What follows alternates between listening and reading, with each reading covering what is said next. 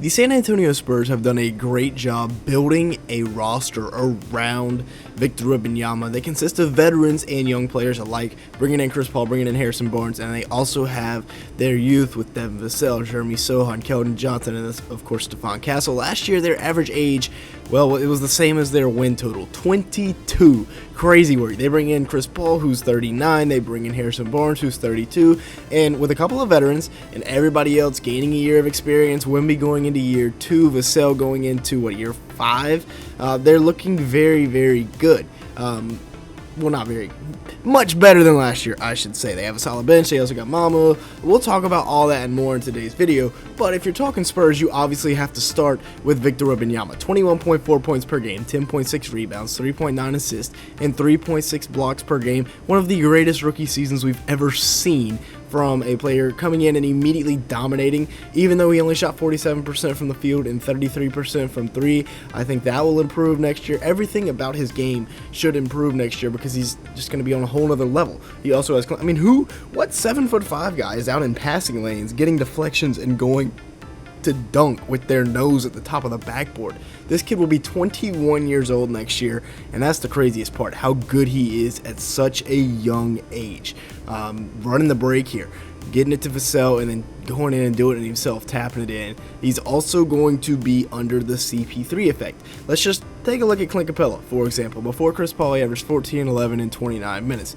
You throw Chris Paul into that Houston Rockets lineup, and all of a sudden he's averaging 16.6 points and 13 rebounds in just 4 more minutes. Chris Paul can do wonders for a big man, even if he's a young big man, but he is 39 years old. Make no mistake about it, though, he's still got some left in the tank. Averaged 9 points a game, about 7 assists, and 4 rebounds last year for the Warriors coming off the bench, just trying to contribute to winning. 47% from the field, 37% from 3. Not the greatest stat lines, but that's pretty bang on average. Maybe a little above average for a 6-foot guard, but he can still read the defense. Watch him read Şengün's eyes. Wiggins is going to get the down screen here for Klay Thompson in the corner, and then watch him make this read here, reading Jock Landale, reading his bottom foot. Once it gets down into the paint, he's immediately kicking to Dario Saric for the 3, running that pick and pop to perfection. I'd like to see some of that in San Antonio this year, running it with Victor Wembenyama. And then a little elbow here. Could have been an offensive foul, but he can still score. He's a veteran. He's savvy. He can do it in many different ways. Pull up Jay from the elbow there, knocking it down.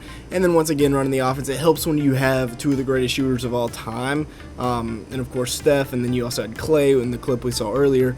But he can still pass the rock. He can still distribute, facilitate, whatever you want to call it.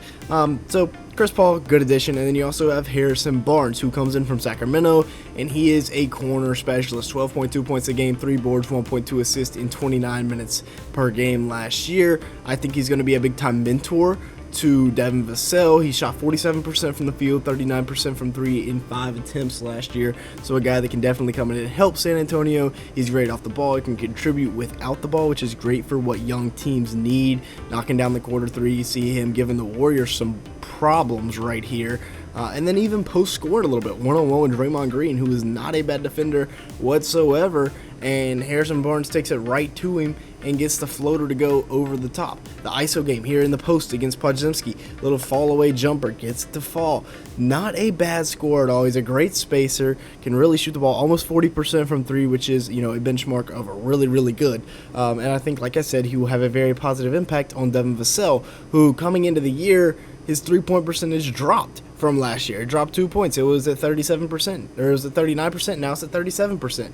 Vassell averaged 19.5 points, 4.1 rebounds, 3.8 assists, and 1.1 steals per game last year in what was a pretty solid year for him.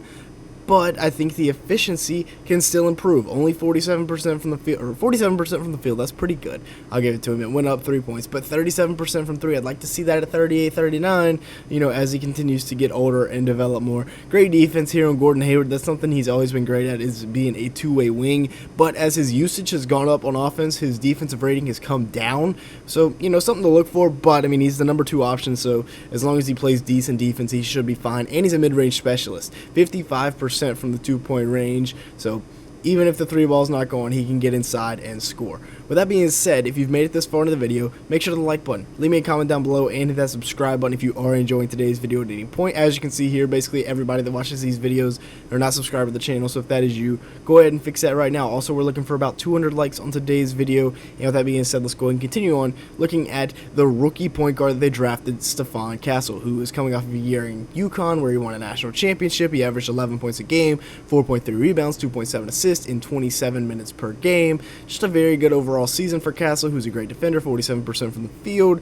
The three-point shot is something that really needs to be worked on, but he's a smart cutter. He's a true point guard. You see the vision there. You see the natural feel for the position, natural instincts, finding Klingon. He's already good at passing into a 7-footer in the post in Klingon, who is not quite as good as Wembenyama, obviously, but they have similar builds. That's crazy right there. Little post spin baseline for the jackhammer, as Kevin Harlan likes to say. And then just watch this play right here. This man, Stephon Castle, is the initial double. He's guarding Devin Carter. He's the initial double in the post. He recovers enough to guard number 14. I'm sorry, I don't know your name. But he's guarding him, and then he stonewalls him into a 5-second call. Great stuff right there. They have an elite young defensive big three, and then even Sohan, who's a great defender. Hopefully he can figure it out on offense and they can actually play him. But Stephon Castle is going to be a fantastic point of attack defender. At the end of the day, he's basically a stonewall in there at 6'6", about 215, plays very, very physical, and that's tough. It's tough to get a shot off on him sometimes. But both of these guys are point of attack defenders that can funnel into this man right here, the enigma that is Victor Wembenyama. Pretty much impossible to get a shot up over him. 7'5". Good luck, dude. I mean, with an 8-foot wingspan, which is just something out of a video game.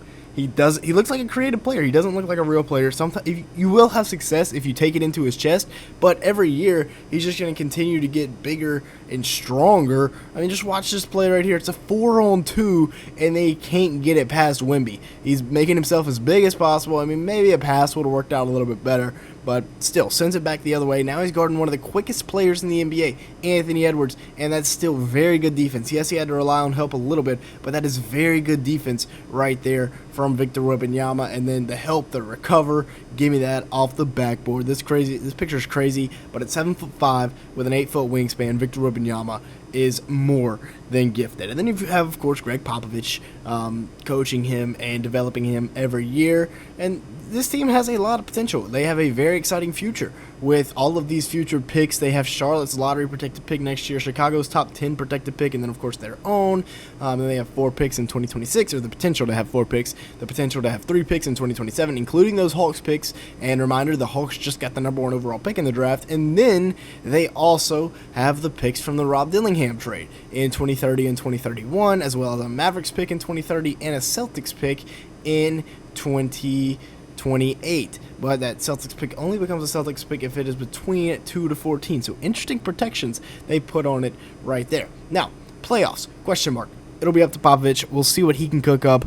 I don't know. Y'all let me know your thoughts down in the comment section below. Make sure to the like button, leave me a comment, and hit that subscribe button. We're trying to hit 200 likes on today's video, so if you could help us out, it'd be greatly appreciated. And with all that being said, thanks so much for watching today's video.